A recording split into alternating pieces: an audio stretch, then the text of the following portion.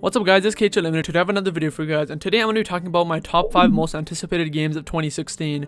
I feel like 2016 is going to be ending up as one of those years where I actually pick up more games than I should, or at least there's a lot more games I'm interested in. 2015, I feel like there was kind of almost zero games that I was interested in, or if there was any, I kind of forgot about it because there wasn't really any games that I was really excited for. It was just like a game came, yeah, sure, it's okay.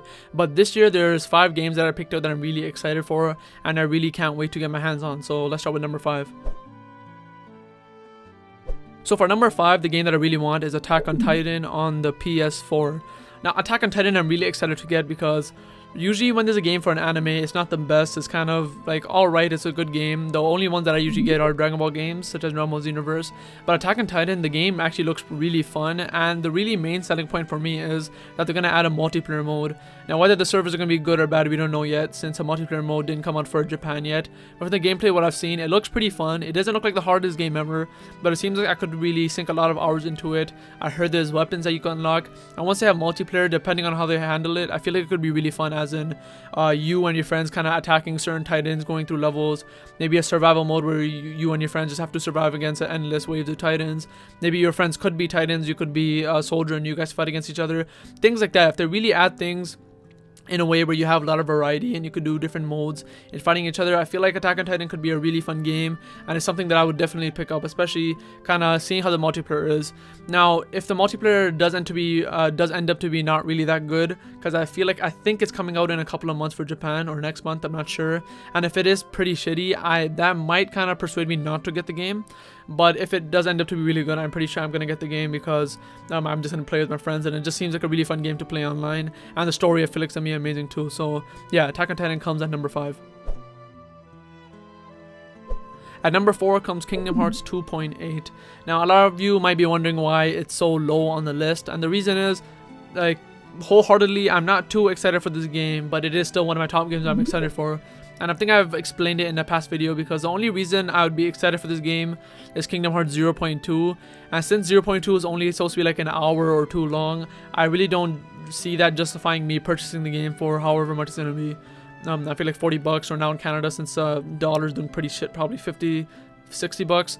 So I feel like because of that, it really can't justify me buying an hour worth of content for that much. And I know there's going to be the Kingdom Hearts Key back cover and the Dream Now Distance HD, but really, I didn't really enjoy Dream Now Distance that much, so that's not really going to make me buy it. I would enjoy it if I got it, but I'm not going to buy it solely for that. And the Kingdom Hearts Key back cover I could really watch on YouTube. So really what I think I'm going to do with Kingdom Hearts 2.8 is not buy it. I feel like I'm mostly just going to watch everything on YouTube, because for an hour of content, I'm not going to be dishing out that much money when I could be spending it on the other games I'm going to be talking about on the list. So Kingdom Hearts 2.8 does come at number 4. I am a huge Kingdom Hearts fan, but I feel like it's not going to be too exciting, and I'm not really sure if I'm going to be purchasing it for sure.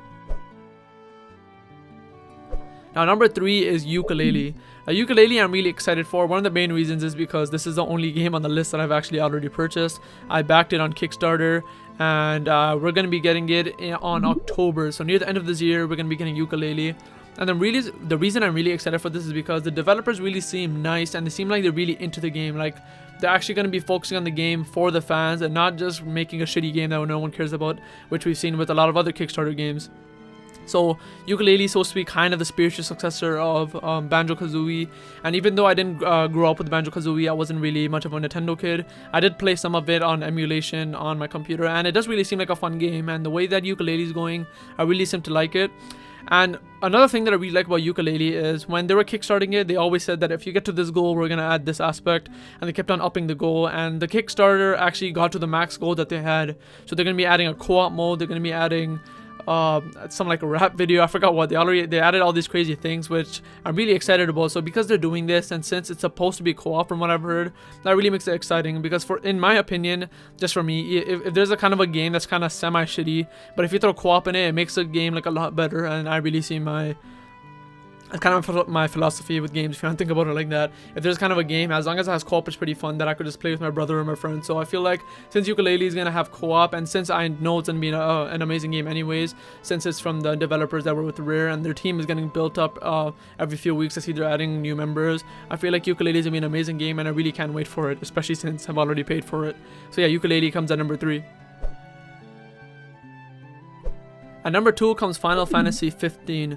Now when it comes to talking about Final Fantasy 15, I can't talk too much since I don't know much about the Final Fantasy franchise.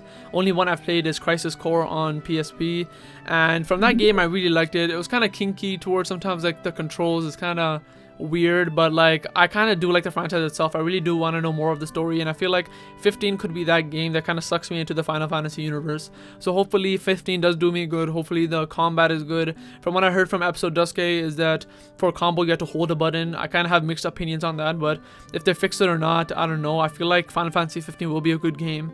The game itself is really gorgeous. It looks amazing. One of the best games I've seen, but really, I'm just basing everything off from what we've seen so far. So Final Fantasy 15 has to be my number 2. I'm actually excited about Final Fantasy 15 over Ukulele, 2.8, and Attack on Titan, and hopefully I will be able to get this whenever it comes out.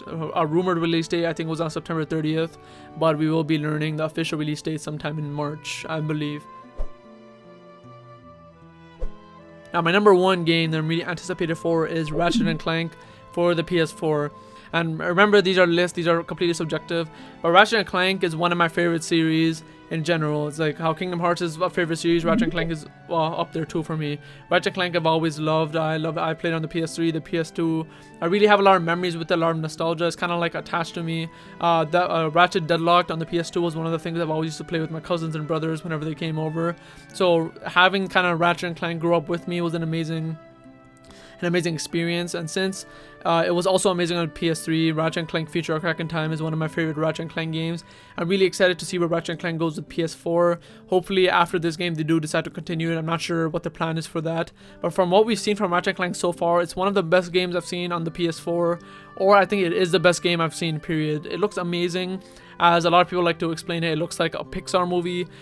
From what they mean for Pixar movie is the way that it's so detailed, not the actual style itself. It literally looks like a 3D movie, a 3D animated movie, and it really does. Since they are also making a movie of Ratchet & Clank coming out in April alongside the game, they actually do use some of the scenes in the movie as cutscenes in the game. And from what the developers say, they kind of switch between the cutscenes from the game and the movie, and it's pretty flawless, so you won't be able to tell the difference.